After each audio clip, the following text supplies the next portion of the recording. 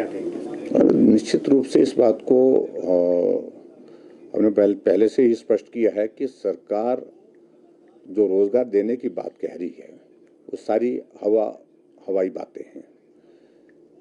हमारी सरकार ने एक बार सिद्धांत रूप से एक निर्णय लिया था कि जो आउटसोर्स में जो लगे हैं कर्मचारी हिमाचल प्रदेश में, वो बहुत नीडी लोग होते हैं, गरीब लोग होते हैं। उनको नियमित करने की, उनकी सेवाओं को नियमित करने के लिए थोड़ी कठिनाई है कानूनी तौर पर। उसमें कोर्ट के कई जजमेंट्स भी आई हैं, लेकिन उसके बावजूद मानवीय आधार पर हम उनके लिए राहत क्या दे सकते हैं, मदद क्या कर सकते हैं, इस पर हमने बात की थी। और बात करने के बाद हमने निर्णय किया था जो लगे हैं उनको हटाएंगे नहीं, उनको वापस नहीं भेजेंगे। जरूरत के मुताबिक उनकी सेवाएं हम कई वर्षों से ले रहे हैं और आने वाले समय में भी जरूरत के मुताबिक जहां जहां उनकी सेवाएं उनको आवश्यक लगती है लेंगे और उसके बाद फिर दूसरी बात कि उनको वापस नहीं भेजेंगे, ये हमने तय किया था।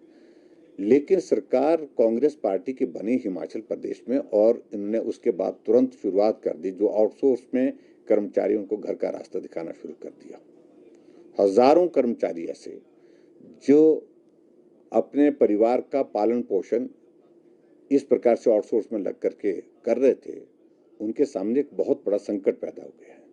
और इसलिए आज के प्रश्न में भी उनका जवाब जो है वो संतोषजनक जवाब नहीं था, गोलमोल जवाब था। और ऐसे में पोल खुल रही है सरकार की, जो कहती थी कि हम रोजगार देंगे, हम रोजगार, जो लगी हुई रोजगार उसको भी समाप्त कर रहे हैं। ये आज की परिस्थिति हमारे सामने है कांग्रेस पार्टी की सरकार की। सीपीएस मामले को एक संस्था ने चैलेंज किया है कोर्ट में।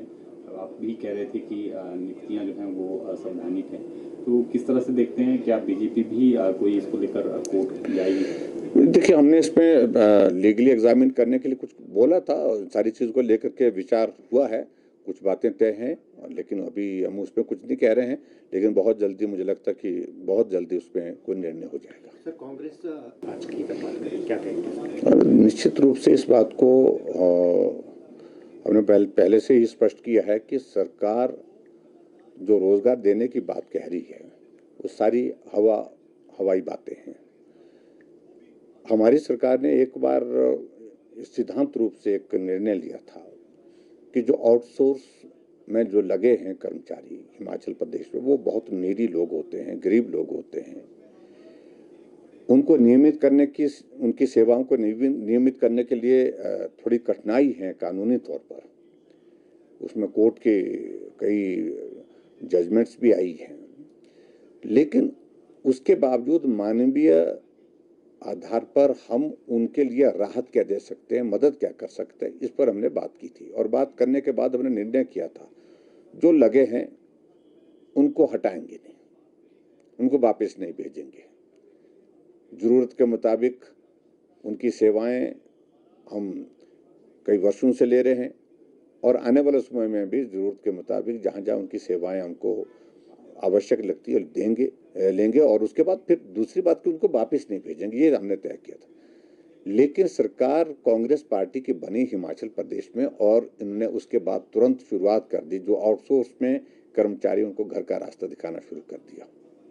हजारों कर्मचारी ऐसे जो अपने परिवार का पालन पोषण इस प्रकार से आउटसोर्स में लग करके कर रहे थे, उनके सामने एक बहुत बड़ा संकट पैदा हो गया है। और इसलिए आज के प्रश्न में भी उनका जवाब जो है वो संतोषजनक जवाब नहीं था, गोलमोल जवाब था।